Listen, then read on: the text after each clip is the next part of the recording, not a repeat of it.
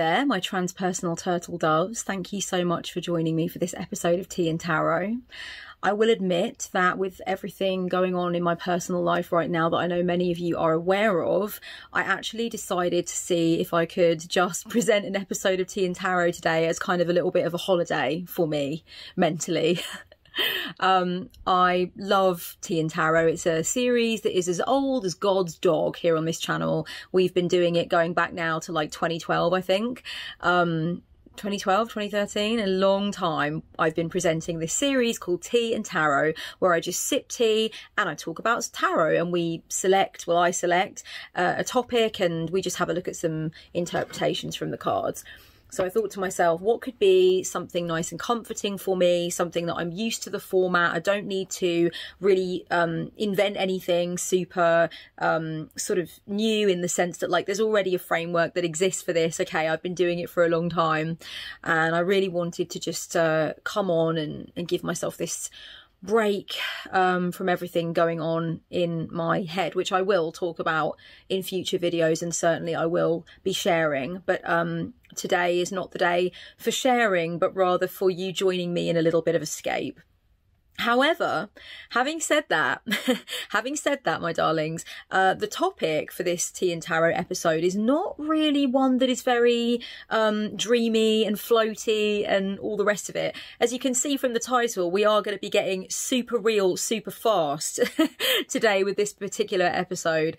And the inspiration for this episode came from some things that I was dealing with on and off in the months before my personal tragedy, catastrophe began to unfold for me on the 7th of March. One of the things I was kind of focusing on in my personal journey was looking at the way that I behave when I feel like I've been very badly wronged. Looking at what is important to me in terms of my principles when I feel like I've been wronged by somebody who I didn't think would wrong me. When I've been sort of treated badly by someone when I fully did not deserve it, and in fact quite the opposite, that I deserved reciprocity from them in terms of love, care, consideration, but I didn't receive it. I was thinking about, you know, what is my ethical framework when it comes to those things, and how will I choose to deal with what goes on? Now, as I always say with Tea and Tarot episodes, the advice that I give is intended to be helpful but general. Okay, so I'm not reading for anybody one-on-one. If you want a one-on-one reading with me, you can go down below, visit my store, grab a reading. I am a professional tarot reader. That's what I've done for many a moon. But that's not what is happening here.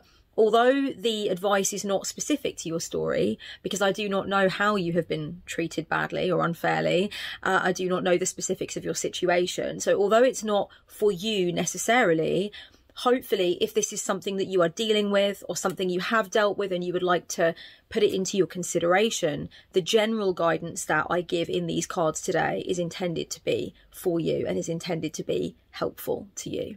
Okay, so that's kind of how it works. It's not specific, but it's supposed to be helpful to you. Okay, so the next thing to do then is get into what am I using, what is in my cup, what deck am I using, and how exactly are we going to sort of phrase the question. Let me give you an insight into what is happening. Okay, so first of all, I've got my Stirring Up Trouble cup, which I'm hoping I'll be able to put in the thumbnail, so you have already seen it because you've seen the thumbnail. And inside my Stirring Up Trouble cup that I got from the Rook's Hollow and Rainbow Pagan, I have some Swedish Berries loose tea. Somebody sent this to me a really long time ago, and I actually rebought when I ran out because I loved it so much. So it was originally I received a box as a gift, and it's just so delicious I had to rebuy. So it's a blend of hibiscus, raisins and mixed berries. It's a juicy tart berry flavour and a sweet fragrant aroma, and I can absolutely attest to all of that. This is a very, very decadent tea. And my hearty thank yous to whoever sent it to me at the time. I don't remember if I knew who it was or if I was able to give a thank you or not, but it was a long time ago, but I rebought it because I was like, damn, this is good. Oh, lovely. Okay. Stirring up trouble, cauldron cup, amazing. Now, let me know what is in your cups, darlings. As I always like to say, there's no judgment here. It can be tea, it can be coffee, it can be anything. You know, you can have juice in there, you can have something a little sturdy and strong in there, whatever it is. Let me know what you're drinking as you are watching this. I had a really nice elderflower kombucha tea this morning that sort of gave me a really good kick in the knickers, let's say. Kellyanne, what are you talking about? Okay, but you know, I mean, it does give you that, right? That's why we like kombucha. So the deck I'm going to be using, again, I've gone for something so traditional. I'm going to be using Tarot Mucha, and I know that for some people this is actually a really, really firm favourite. There's quite a few of my clients who have this as a favourite deck, and I know, so I try and grab it for them when I'm reading for them. And quite a few clients I've just said, oh, I'm using Tarot Mucha today, and they've been like, oh my god, I really love that deck. So it's very traditional vibes, and I used the Wild Unknown Tarot last time, which is kind of not traditional but very sort of a staple in the tarot community, and something that I know lots of us have seen over and over again. But I guess I just feel like familiarity today, and I feel like going for something that is that more traditional look and feel. There will be cutaways of all 3 cards that I draw. I do tend to draw 3 cards for the subject we're talking about. And I would encourage you to write any notes or grab your journal if you feel like you want to dig into this particular subject and you're thinking, oh, I really actually think this one is for me, Kellyanne. I am being treated like shit at present. So yeah, if you feel like this is for you and you want to go ahead and grab your journal, please do so and write some notes and consider the cards for yourself and for your specific situation. Okay, so I'm going to start shuffling now, my darlings. Just bear in mind that as I'm shuffling, I just want to let you know I'm not going to be making any firm judgment on the ways in which you have been treated unfairly in your eyes. So if you have a particular situation in mind where you have not been treated fairly, where something has happened and you've just been like, why have I been treated that way? What is going on here? Then I'm not concerned about the specifics in terms of judging. Yes, that was fair. Yes, that wasn't fair. If you've come to this video because you feel you've been treated like a sack of crap, then you can take these messages from the cards and make of them what you will. Only you are the best judge of whether or not, I think, you've been treated unfairly. You have been treated like you didn't matter. You've been treated in a way where you gave and gave and gave and gave, and the other person took, gave very little in return. Maybe you've been cut out of somebody's life without so much as a word, and it's really hurt you, and you've tried to ask why, and they've just been like, not bothered about you anymore, got what I wanted from this connection or partnership or friendship, and just, cut you out, maybe blocked you on everything. Maybe you feel like you had a conversation with someone and it turned really nasty, and you're really upset about why somebody that you care for or love would speak to you that way. Maybe this is about work, maybe it's a professional thing, maybe your boss is not treating you fairly, or there's a particular colleague that does not treat you well. Totally up to you where you place the focus here with this particular episode of Tea and Tarot. And I want to tell you, I'm already feeling better doing this. Oh my goddess. It's feeling good. So I did make a deal with myself that I would pop my little headdress on, put my orange stuff on, because apparently I feel super orange today, and that if I didn't feel good, I would just switch off and not finish the video. But actually, I've got a good feeling about this. I think we're going to go through and do all 3 cards. So this is going to be interesting. Let's see what we can get from tarot on this subject. So the way that I'm going to phrase the question is, what can we consider, or what might we need to see or think about when we have been treated unfairly, when we've been treated like crap, when we feel that what has happened to us at the hands of somebody else was unjustified, whether it's happening to us now or whether it's happened and we are still feeling the wound. What do we need to consider? and let's see what tarot has to bring up for us to consider together as a collective. And please do leave your comments down below. As always, I'm curious to know what comes up for you and which card resonated, or if you have anything to add to what I've given, because of course there are a plethora of different interpretations one can give of a particular card. Every card has a spectrum of light and shadow. Every card has a number of different things it could be inferring around a set theme. So if you feel like you had another idea, please don't be afraid to share it also. Oh, Swedish berries, you are good to me. Oh, lovely.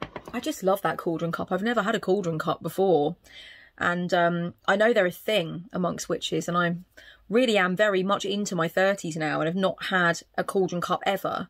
So yeah, thank you darlings for my cauldron cup. Love you too. Darlings, it's blowing a gale out there today, big time, so sorry if you can hear any of that background noise, but actually it's quite atmospheric. I think that blustery sound coming from outside. Okay, so what is the first of the 3 cards from Tarot Mucha to help us understand what we might want to contemplate if somebody has treated us or is treating us presently in a way that is absolutely not fair, in a way that makes us feel terrible, what to do if someone is being cruel, if somebody is treating us basically like a sack of crap. If you are looking away from the screen, you might want to have a look back now, because there will be a cutaway so you can see the beauty of Tarot Mucha in action. First of the 3 cards then, let's have a little look here. Knight of Swords. Knight of Swords is the card that's come through. Wow. Look at that beautiful depiction, and you can see in the cutaway there that you've got the helmet with the incredible orange wings coming out there, and a different perspective on Knight of Swords than you would normally get. I mean, the knight is about to turn, you can see the horse's head turning, and you can see all this muscular body on the horse as well. Certainly you can see the sword sort of ready for action, but it's almost, you know, you get that totally different perspective than you normally do, where the knight is coming almost right towards you in the moment. Like I said, it does look like the horse is about to turn, but to me, I remember the first time I saw Knight of Swords in Tarot Mucha, and I was very much like, whoa, you know, it was almost like it was a dramatic movement coming towards me, and you can see a cluster of birds in the background as well. You've got the horse's tail and mane going with the wind, and it's just really a very incredible, very impactful image. Okay, let's see what we can explore in terms of what to do when we're not being treated right by someone. I'm going to say a few different things here, darlings. I know that you can rely on me for that. I definitely like to really taste around the card and what it could be asking me to put forth. The first thing that I will say about the fact that Knight of Swords has come up is that Knight of Swords is obviously this image that has a lot of momentum in it, a lot of very confident forward motion on horseback. So we get that sense of power, we get that sense of strategy coming through in this figure in tarot, and it's really about knowing what is going on in your mind, and being able to act on that, or put that mindset, that philosophy that you have in mind into action, and to do it with swiftness, or to do it with confidence, to know that that is the way that you want to go, that is the direction that you're moving in. And so first and foremost, I think it's really about trusting your instinct and also your belief in what it is to be wronged by someone. Everyone has their own sense of what the boundaries are, what the expectations are, what they feel that they deserve from a relationship, especially in conjunction with how much they have invested in the connection and the way they've behaved within the connection. Everybody has a sense of what the sort of emotional contract is, I think, from person to person. And I think a lot of people do have an overarching mental philosophy as well, or a set of boundaries that allow them to feel their way through relationships and say, that was okay, I can deal with that. They were having a bad day, not a problem, I can let it go. And then the other end of the spectrum, where it's like, fuck that shit, that was absolutely out of line, I never want to expose myself to that again, that was completely not okay. And so everybody has their own way of thinking about that. Knight of Swords, I think, has come up to ask you how sure you are about your personal belief structure when it comes to being treated unfairly, when it comes to injustice, when it comes to needing to draw a boundary, say something very candidly to that person who's wronged you, let that person know that you do not expect or accept that and that they cannot do that again. You know, really sort of take action for yourself, move away from that person, distance yourself from that person, or in some other way, reroute the energy of that connection so that that does not happen to you again.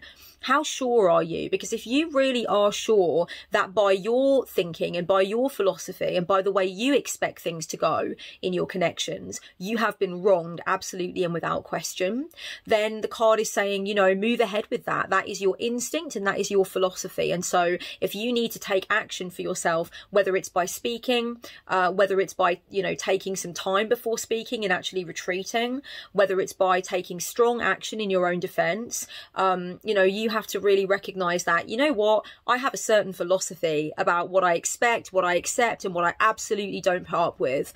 And when somebody's wronged me, I really feel that strongly. And you might be thinking to yourself, well, I mean, I think it's kind of obvious when you've been wronged, Kellyanne, and I think you really can always feel that deep in yourself, and you know, it's very easy to know. But actually, there's a lot of times in my life, and I think for some people watching this, you'll get what I mean. There have been times in my life where I was very, very, very stubbornly holding on to the sense that I'd been wronged and that it was not okay and that it was absolutely despicable the way that I'd been treated and all the rest of it. And there still are some situations where I look at it and I'm like, no, that was not on. But there have also been situations where I've looked upon reflection and actually I was projecting in that situation a little bit, or I was out of touch with the amount of extremity that I was putting into it. And upon reflection, I was like, you know what, that really wasn't that big of a diss, or that really wasn't that big of a letdown, but I was amplifying it in my mind at the time because of what was happening to me and because of what I was going through. But actually, I'm more willing to forgive that person or to understand where that person was coming from now.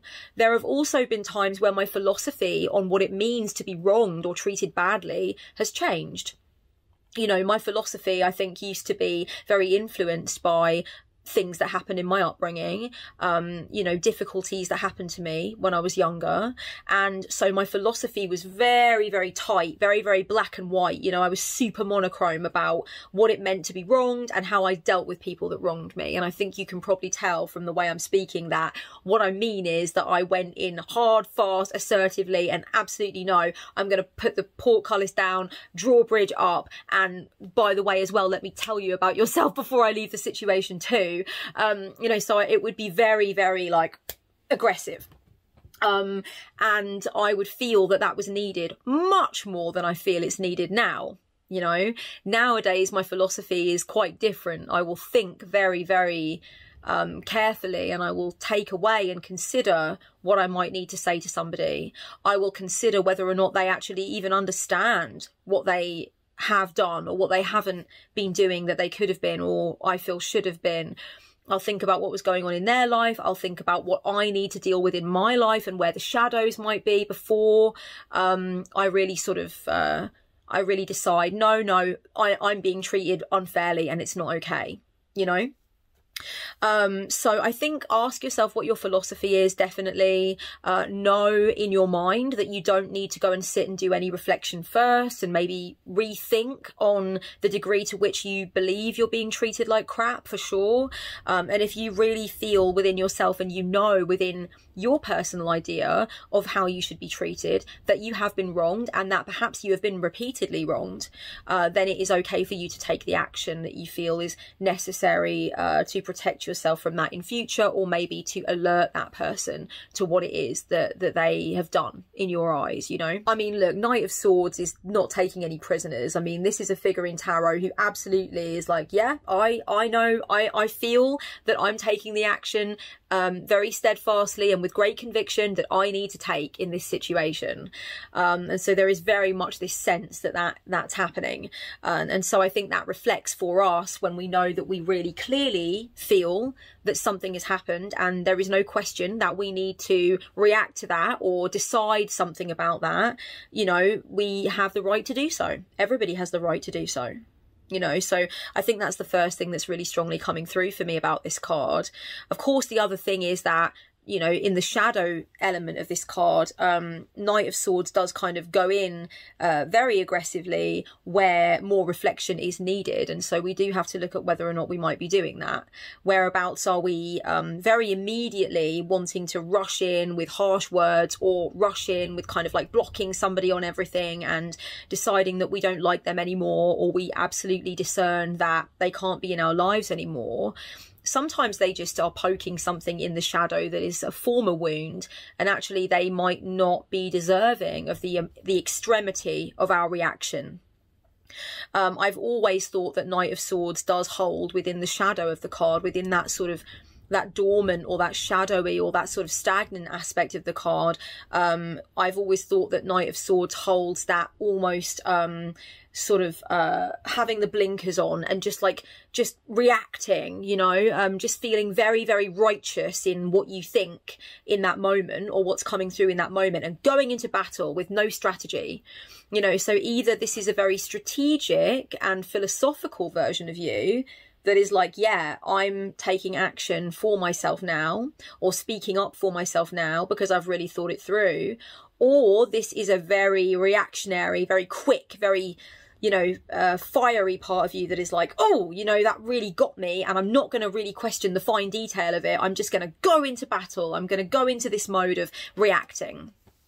And only you can really sit down and say to yourself, yeah, fair enough. I think I actually am reacting from an old place, or I'm reacting from a place that is too much in the extremity of feeling, and I could do with a little bit of meditation, maybe a nap, maybe a good meal, maybe a talk with a friend who has my back and can kind of like, you know, shoot from the hip and tell me maybe what I'm not seeing.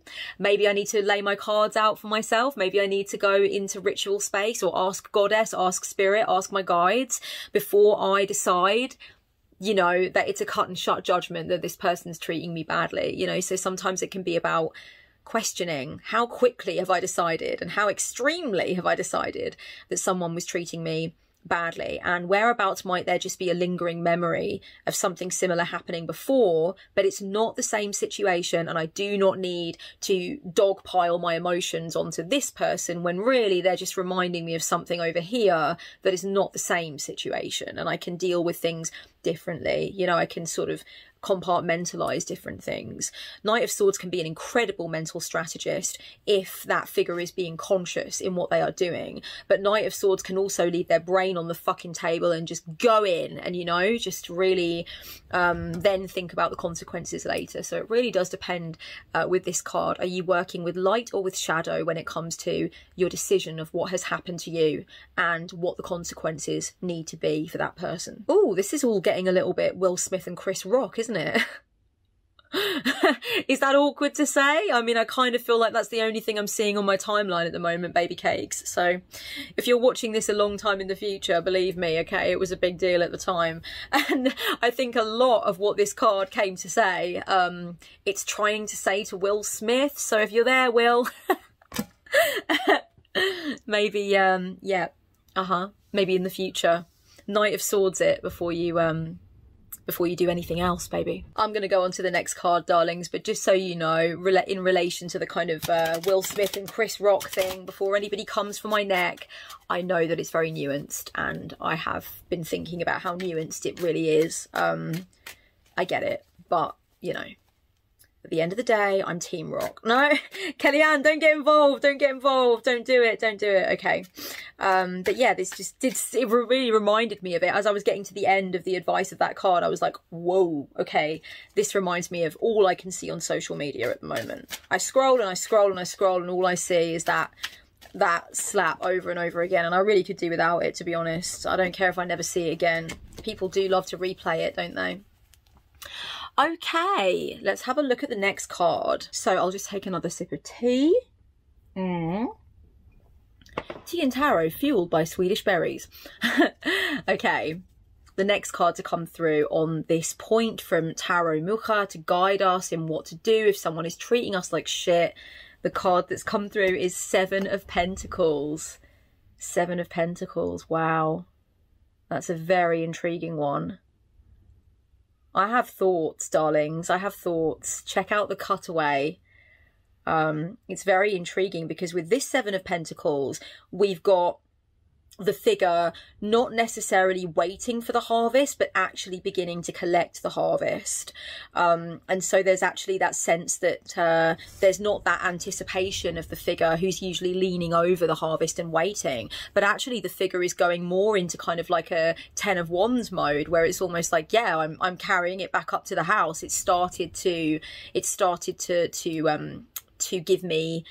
bear fruit. Basically the harvest has come, and I'm actually plucking some ripe pentacles from the bush, from the harvest, and taking them up to the house. So you don't usually see that. Usually this card is about delay while you're waiting for something to progress. It's about being patient while you're waiting for something to grow. I really want to look at the fact that with this card the imagery is different, and you do have the figure kind of removing some ripe pentacles. I want to look at that. I think that that is actually something that is coming into my mind as part of the interpretation here. Sometimes when somebody is treating you unfairly, or when you really feel you got a lot less than you deserved and you can barely understand why that would be, it's because of what is going on in your life that has nothing to do with that person, but that they are seeing and they are having some kind of negative reaction to it, some kind of shadow reaction to it. And the reason that they're treating you the way they're treating you is not because of anything that you've done to them. It's not because of any sort of deficiency that you have within the connection with them, whether it's personal, professional, whatever. It's something else they can see that's happening in your life, and they don't like it or they can't handle it. To me, Seven of Pentacles is, you know, what you, well, part of what the card means is what exactly are you reaping from the harvest? What have you been growing, and what will you take away? What are you waiting for, and what is coming to you? I know that whether or not this harvest is good or whether or not this harvest is poor, I know that this harvest is ready, and that this figure is actually taking pentacles away, and actually something is happening, things are moving.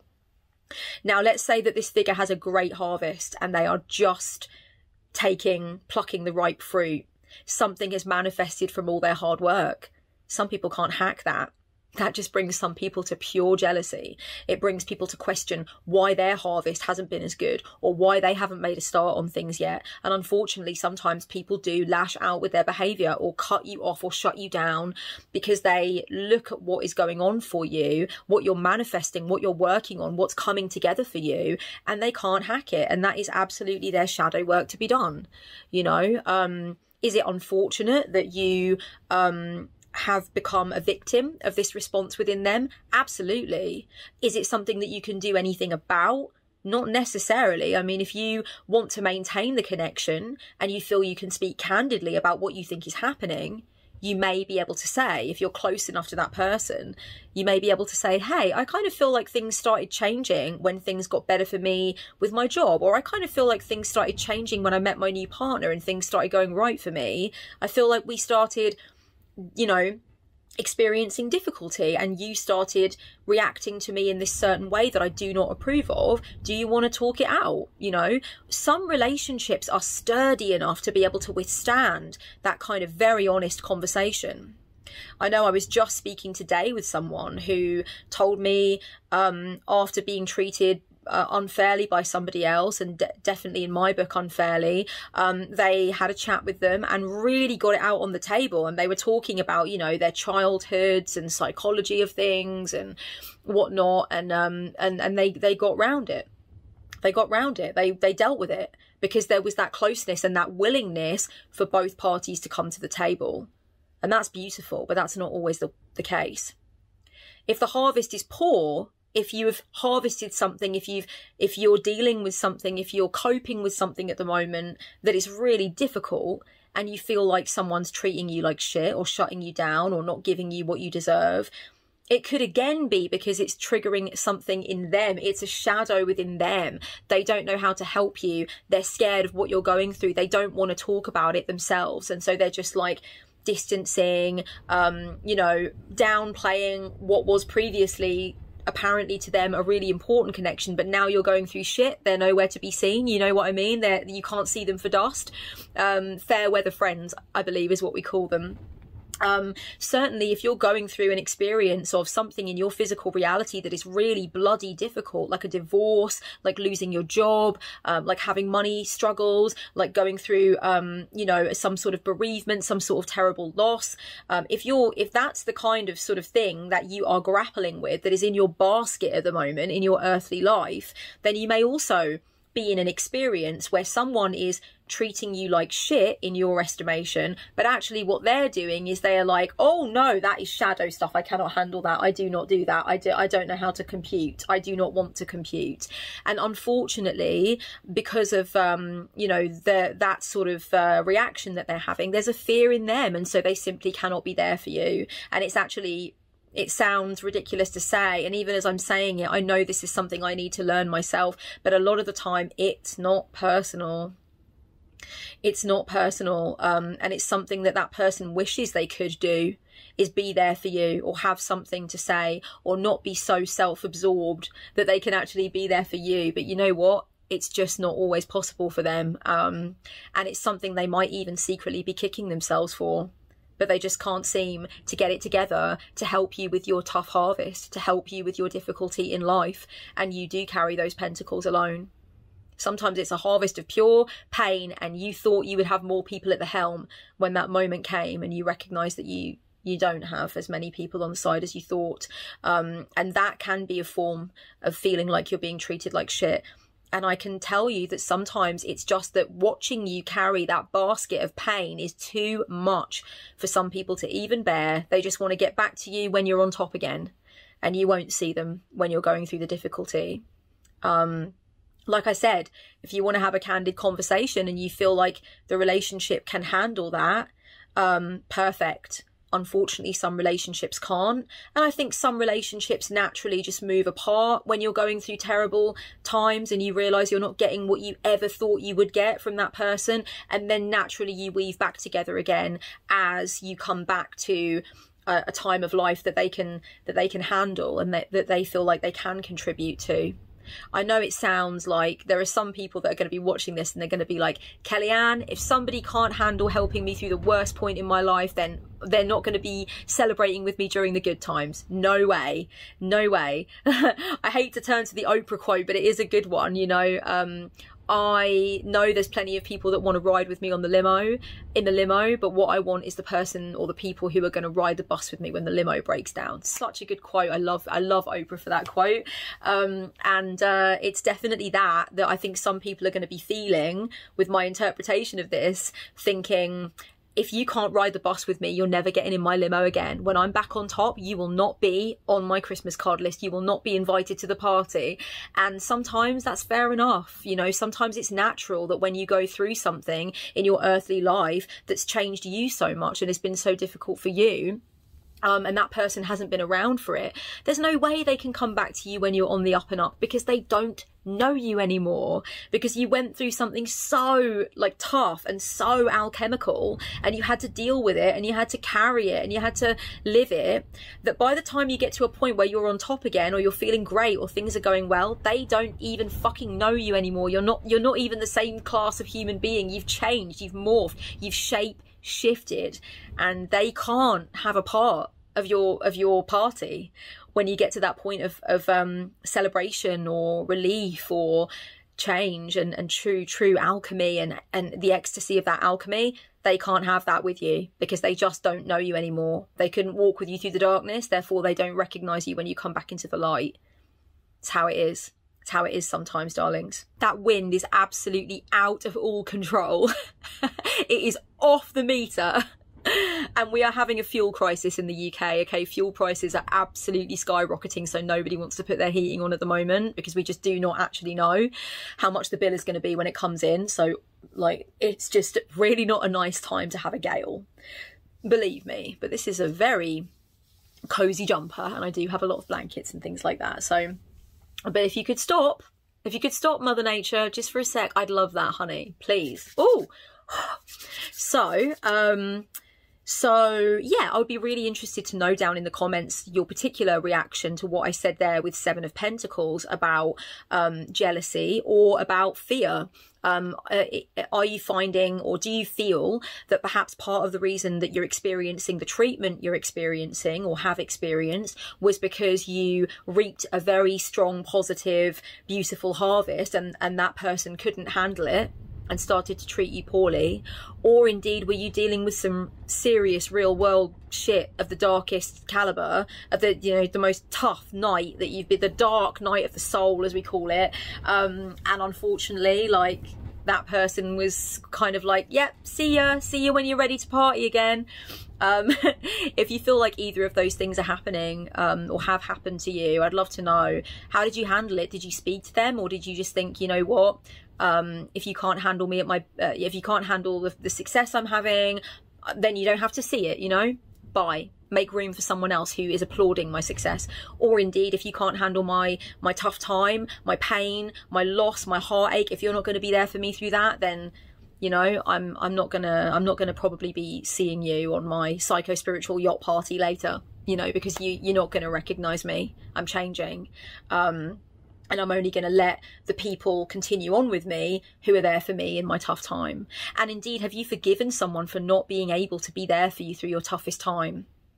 You know, have you recognized that, like, okay, you know what, I do feel like I was treated like shit when I was going through something and I really, really needed you, but I also recognize and acknowledge where you were, the resources you had and the resources you didn't have for me when I was going through difficulty, and I choose to continue on with you, and we continue the journey together as friends or colleagues or family members or partners, whatever it might be. So the final card to come through, my darlings, from Tarot Mucha, giving us things to consider when we've been treated unfairly, when we're being treated poorly, and really sort of feeling into how we can consider that and what we might do about that. The third and final card to come through from this deck is, oh my goddess, it's King of Pentacles. King of Pentacles has come through. Wow, very intriguing one to see. Very intriguing one. Straight away, right off the bat, I want to say that King of Pentacles has not got time to be too hung up on what somebody is doing. King of Pentacles definitely has a very, very strong mission and a strong sense of what he's putting into action. This figure in tarot, this energy in tarot, if you will, this vibration of King of Pentacles is a vibration of pure productivity. It's a vibration of intentional mission in the physical realm. So what is going on with what you are building? What is the next right action so that you can bring into being what it is that you desire? And if you're really thinking that way and you're focusing on that and you're doing so, you know, with really that kind of keen sense of wanting something and moving after it, going after it, you're not going to spend too much time dwelling. You're going to deal with it how you're going to deal with it when someone treats you unfairly, but afterwards you're not going to let it be a total time suck and drain you of your emotional energy, because you need to get back to your overarching plan. You need to get back to what you were doing before somebody treated you unfairly. You need to deal with the situation, make some decisions about it. And I think we can go back to some of the advice from Knight of Swords for that part of it. But then this, I think, is a reflection of what you have to come back to. And it's about getting your head back in the game as quickly as you can. I know that this is definitely something that's been medicinal for me and something that I struggle with. I struggle with dwelling. Even when I kind of look at someone's behaviour towards me and I think I've got it figured out pretty much why that happened. And even if I feel I was really, really wronged, I think I've put the jigsaw pieces together in my head of what went on there. I still dwell over the completed puzzle and I let it suck my energy. I have definitely over-journaled about things that are to do with people treating me unfairly. I've definitely over-poemed about things. For those who follow my poetry Instagram, I definitely over-poem about some stuff that's happened where someone has treated me unfairly. I overly talk about it sometimes because I'm a very loquacious person in general. So if I've got something on my mind that was fucking unfair, I probably will over-talk about it. You know, so this is definitely something for me. It's like, what is your bigger mission though? What was going on for you that you had your focus placed on? Whether it was artistic, whether it was financial, whether it was domestic, whether it was professional, you know, work-wise, studies. King of Pentacles is telling you, like, hey, don't spend too much time with your head in the toilet of what that person did to you. Get back on the ball. You know, get back on your mission. And, you know, I kind of do really like that quote. I know it's kind of unspiritual of me, but I do like the quote, the best revenge is a life well lived. I just like that. It's just like, you know what? Really move towards what it is that you know will make your life beautiful, that you were focusing on, that you are excited about. And, you know, leave this behind. Don't let it be the last thing you think about at night and the first thing you think about in the morning. As quickly as you can process, do process and then move on. King of Pentacles is not someone that's going to hang around in the doldrums of a situation, worrying overly and really investing buckets of energy into that, when over here he's got a half-finished castle. That's not going to happen. We're going back to putting bricks in the castle as quickly as we can. You know, as quickly as we can make that happen. I want to talk a little bit about leadership with King of Pentacles too. I really feel like, you know, the kings definitely in tarot are that representation of leadership, and that can be said certainly of King of Pentacles, that he's showing you an example. This figure, this energy in tarot is an example of how to move on and move up, you know, and really start to just focus on what is it that you most desire and how to go forward and get that. You know, you're not hurting anyone by thinking about what it is you want to build for yourself. You know, if what you want to build for yourself is a life as a serial killer, then there's definitely an issue. But, you know, generally when we're thinking about what we want from work, what we want from life, what we want from, you know, anything, going back to focusing on that and really just making things happen, taking those gentle steps, those next actions, etc. That's really where there is a sense of leadership as well. Because let's say, for example, you have children. You want to show your children how to be resilient, how to bounce back from something, you know. And obviously, even if they're tiny little babies right now, the thought of you dwelling for ages on somebody treating you horribly and letting that allow you to slide off track, you wouldn't want your kids to do that when they get a bit older. You would want your kids to be like, you know what, that hurt, I'm going to process that emotionally, and then I'm going to keep on moving down the yellow brick road, bitch. That's how it's going to be. I'm not going to let that absorb me, consume me, and throw me off of my mission. I'm going to keep going. I want to see the man behind the curtain. I'm not getting distracted by this, you know. And I think it's the same thing with anything. If you have a public platform, that leadership vibe applies. Like, how do you want to be seen, and how do you want to give an example, or how would you like to be an example of what it is to deal with someone treating you like shit in the most graceful and productive way possible? Why am I coming back to Will Smith and Chris Rock? Get over it, Kellyanne. You know what I mean? But how do you kind of want to play it, and in terms of how people will see, or in terms of how you want to be? I'm not talking about being overly hung up about what other people think of you, okay? I'm talking about when you think of the highest and best version of yourself, the self that you most want to live as and put forward in the world, can you honestly say that your response to this ill treatment of you is in alignment with that highest version of you? If not, then I think King of Pentacles is saying, be a leader in your own heart. Lead yourself appropriately. You know, don't behave in a way that you think a leader wouldn't behave. How would a leader behave if they were wronged? How would somebody setting an example behave if they felt wronged? And really see if you can take that into yourself. See if you can ingest that. See if you can think to yourself, you know what? I wouldn't like to see someone I really, really, really look up to doing this. And you know what? Why can't I be the person I fucking look up to? And I'm not happy now that I think about myself as a person I'm looking up to.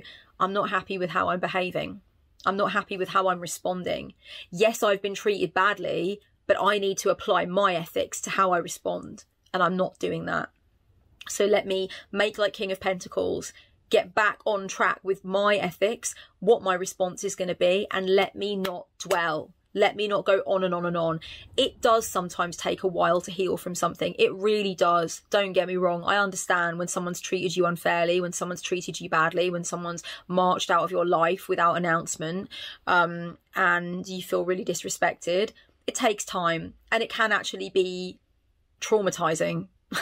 I don't care if people think trauma is an overused word. I don't care. I'm telling you, sometimes it's so shocking the way people treat you. It is so stunning to you that it actually can put you into paranoia, insecurity, low self-esteem. It can make you nervous of reaching out and making other friends or opening up in the workplace.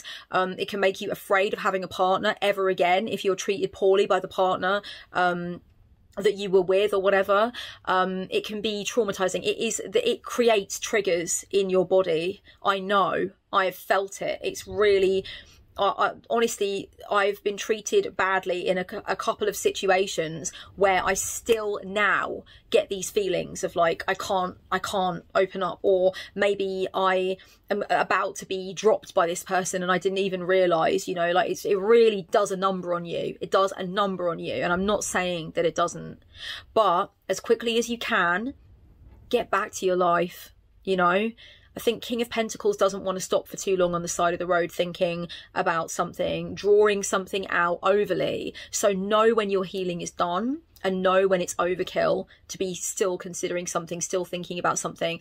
And if you're thinking, Kellyanne, I still don't understand though why this person treated me like crap, sometimes the answer is not going to come, honey bunnies, and we have to leave things as they are. We have to leave the jigsaw piece undone, you know. And we have to be like, you know what, I've put as much of those pieces in place as possible, and the rest is between that person and their maker, you know. The rest is the angel's share. I will never know. I won't understand. Maybe I don't even want to. Maybe those missing pieces would just make things worse, and I shouldn't be looking for them. And so I lay this to rest as it is, unfinished. I don't really understand why I was treated that way, but God knows I've got something I want to build over here, so that's where I'm going to be putting my energy. Okay, darling, so these were my thoughts and feelings for this Tea and Tarot episode on what to do if you are being treated unfairly, if you're being treated like a sack of crap. I hope these thoughts were helpful. I really do. If you want to learn tarot from me one-on-one, you can do that. I am a tarot mentor and I do one-on-one sessions, so you can click below for them. I also want to let you know, darlings, that through May, June and July, well, through April, May, June and July, but at the time of filming this, I've nearly booked up April. So if anybody does want to get in there for April, I have just opened some more dates for April, but there are not many. We are nearly booked up. Okay, so make sure that you get in the schedule for April if you want to see me. But for May, June and July, I have restricted my appointment my numbers of appointments that I usually have between 90 and 96 appointments per month. I know that sounds wild, but that's what it is. And I still have time off to make things and do things. It's wild. But I'm restricting that because of things I'm going through. I need to take time off, you know, as you can imagine. So I love my work, and I really don't think I'll ever completely leave it, but the amount of appointments I have open for one-on-one sessions are reduced. So I've reduced them by about 20 to 25 for May and June. And then for July, there are very few client appointments open for one-on-one. So if you want me for business mentoring, if you want me for spiritual counselling, tarot mentoring, if you want me for a witchy brainstorming session, sacred action session, any of those things, get in there like swimwear. Make sure that you get yourself into the schedule. I also want to mention I am doing live workshops a lot more now. And I would like to urge you to go and look at the live workshop section if you would like some community around your spirituality, around your tarot practice, around your witchy practice. There are a few treats in the live workshop section. And I really am excited to expand on what I've been offering with my live workshops. I'm very, very excited about the live workshops. They go so well and you guys inspire me so much. And seeing you talking to each other rather than just me and one other person talking, or me talking like I do in videos and then having the feedback. With the live workshops, there is that community aspect. We open up the floor, and seeing my audience members talking to each other and exchanging ideas with each other about tarot or witchcraft or self-development is absolutely exhilarating, and you do get a recording of the workshop afterwards, so you can keep it as well and go back through and really just remind yourself over and over again what was said and what you learned. They are incredible spaces, safe spaces for learning, opening, expanding. So please look at the live workshops and see if you can make it along to one. Okay, darlings, much love and blessed be for now. Mwah.